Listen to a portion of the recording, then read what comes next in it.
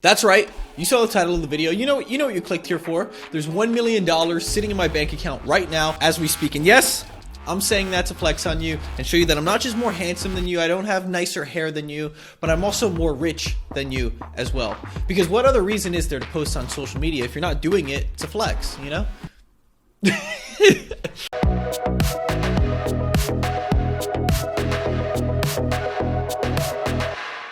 On a serious note, I want to emphasize that I do not have $1 million sitting in a bank account. Not even close. I wish, because if I did have $1 million, I wouldn't be sitting here talking to the camera. I'd be out in Dubai racing supercars with Fashion Week models, just so everybody knows what my priorities are.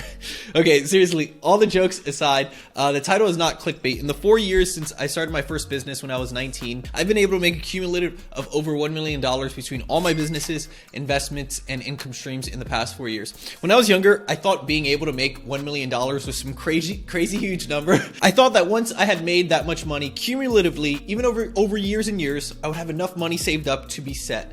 Spoiler alert, it's nothing like you think it is. And in this video, I'm gonna burst your bubble on how much money it really takes to become a true millionaire and why your financial goals should probably be higher, since if you're anything like me, they probably weren't high enough when you set them initially. So the first thing to understand is that when I first started my businesses, one of my main businesses being Base Zeus, me and my business partner Zeus were losing thousands of dollars every single month for a year and a half straight. It took us a year and a half of full-time work, money, and time invested to go from several $1,000s in the red in debt just to go to breaking even. And this is within a pretty fast time frame too, because we had hit 100K subscribers within about 6 to 8 months of starting our channel, and we're consistently getting hundreds of thousands, if not millions of views per month.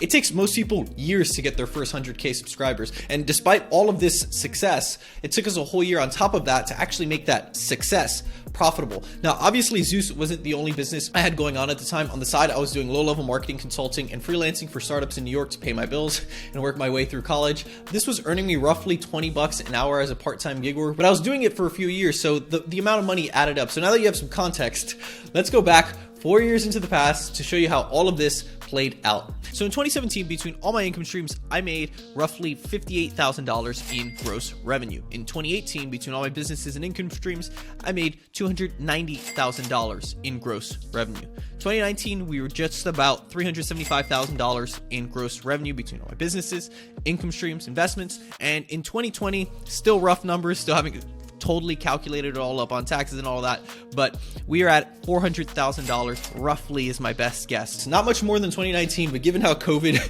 severely hurt Base Zeus, one of my main businesses, and I had failed another business I was working on in the beginning of 2020, and not to mention I was operating this channel at a loss, I'd say making the same amount was a huge win given everything. I feel very fortunate to have done that. Now, if you total up all those numbers, you get about 1.2 million gross revenue generated throughout my entrepreneurial career in the past 4 years. Now, how was all this money generated? Well, this business, this channel you're watching right now, has generated a small fraction of it throughout the years through sponsors, affiliates, and a mentorship program I used to run in the past. It was partially generated through Base Zeus via sponsors, affiliates, sales from our dating courses, tiny fraction from AdSense, and so on. Another good chunk of it came from my years as a part-time marketing consultant for startups from 2017 to 2018. And then a very nice portion has come from some investments that I made over the past 2 years that played out decently well. All of which total up to the 1.2 million I told you about. So now that you know that I've made $1 million over the past few years, you may be thinking this guy Benjamin must be rich, he must drive a Lambo, he must have 3 supercars, have a swanky house, be dripped out in Gucci all the time, flying out hot supermodels to party with him. Well, aside from the supermodels part, the simple answer is no. None of that is true, actually. The only way I'd be able to afford all that stuff is if I didn't pay taxes. And I don't feel like going to jail, so I pay my taxes. In fact, right now, I don't even own a car, and I live in an apartment with really low rent and little stuff in it. Just because I don't need a car, there's not a lot of stuff I need. The reality of that number is that it's $1.2 million gross revenue. And in case you don't know accounting, my friends, revenue is often not anywhere near the amount of profit you actually take home and put away. Even if $1.2 million was my profit after expenses, it would really only be like $800,000 because about 40% goes to taxes immediately, unless, you know, you like jail. Running the Base Zeus YouTube channel, for example, costs us several $100,000 per year, paying for all the software to run the site, producing the videos, paying developers to build our sales websites, a customer support team to respond to requests, hosting fees, designers we work with. All of this costs money, and the Base Zeus team is actually made up of 8 people total. Contractors, editors, business partners, Zeus, the whole 9 yards. A solid website developer just to code some of the stuff on our course website is $75 to $100 an hour alone, so the expenses do add up. Now, granted, Zeus and I are really the only full-time people working, so our team is people who are contractors, who are meaning they're part-time. They're contractors, they have other jobs that they do as well. They only work for us part-time as a gig.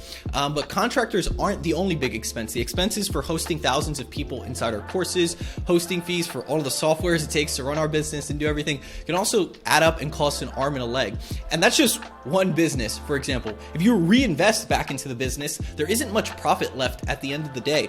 Right now, for example, on Zeus, we're barely making any profit these past few months because we're investing all of our money back into YouTube ads to get more customers and grow our dating course Instagame into something that's bigger than just our own audience.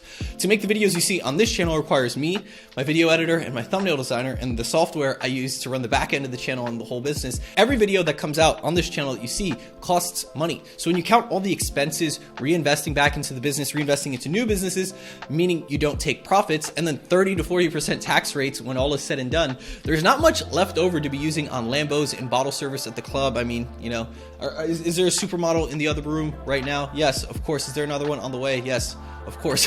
The point I'm trying to make is that I used to believe that $1 million was a crazy number that would take forever to make, and that once I made it, I'd have enough saved to be set for a long time. But I was too stupid and too naive to realize that taxes end up taking close to half, and the operating expenses of a business to get you to that level can easily eat up a lot of the revenue and leave you with a small fraction left over as profit. So my advice to my past self would be to aim higher or build a business with expenses that are much lower. Think longer term. Always think about taxes and set aside cash and pay your estimated taxes early and on time like you're supposed to, so you're not slapped with a massive bill at the end of the year. The first year of running my businesses, I didn't know you had to pay estimated taxes as a self-employed business owner, and I didn't realize how much of a percentage that would be. I massively underestimated it. I was really upset when I found out I owed 18 grand at the end of my first year. It basically emptied my entire bank account that year because I was an idiot and spent a bunch of money on designer clothing I didn't need the second I got some cash in my hand. So that's another lesson to be learned. The way I see it, you can sit and complain about taxes, or you can just shut up and go make more money. I choose to just shut up and make more money, because if you're gonna run a business and illegally not pay taxes, you might as well just go sell drugs. And jail is definitely not for me. And even if you make a smart investment like Bitcoin, all your profits become taxable, so you really only get to see part of your gains. This is another reason why day trading, whether it's with crypto or with stocks, isn't a smart strategy, because there are often exchange or brokerage fees for each transaction, and your gains end up getting taxed away as well. Another thing I learned is that it's best to keep your personal expenses low, because if I went on to go live a flashy lifestyle, I'd have very little money saved, and I'd be thinking really short term about my business, trying to squeeze out profit each month and hurting the business long term because I'm struggling to pay my bills each month and keep up my fancy lifestyle. Instead, by keeping my expenses low and my lifestyle and my desires low, I'm able to focus on what's best for the business long term, reinvest back into it, and hopefully make it more profitable over the long term. Maybe. We'll see. It can always just not work out, which is another reason why you don't want a lot of distractions and a big flashy lifestyle to upkeep, so you can focus on making your business work over the long term.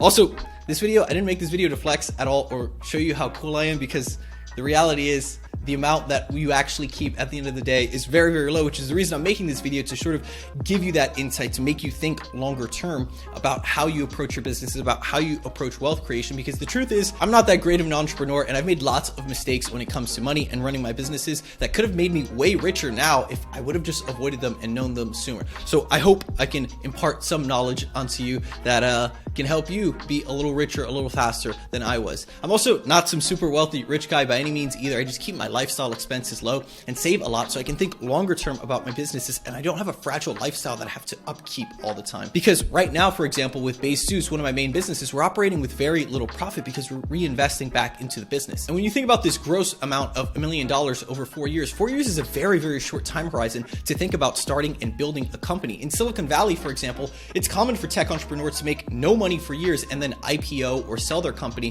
5, 10, 15 years later and instantly hit a net worth of tens of millions or hundreds of millions of dollars because they were thinking very long term all along and were willing to not get paid in the short term. Wealth creation is something that should be judged over a long time horizon because quick money in the short term rarely correlates to the most amount of money in the long term. That's it. That's my speech. That's all I got for you guys today. If you guys want to see more videos like this, make sure you subscribe. Click a video up in the screen here. I'll leave some videos here in the end screen so you guys can watch other videos where I talk about wealth creation, business building, productivity, and some mistakes and lessons I've learned from the past. And if you want to learn along with me, I highly suggest you check out my newsletter, Favorite Finds Friday, where I share all my favorite finds of the week, be it what I'm reading, what I'm focusing on, my reflections of the week, quotes of the week, things that are inspiring me that week and are hopefully helping you learn along the way as well. I share those every week. You guys love that newsletter who are on there, so I highly suggest you check it out.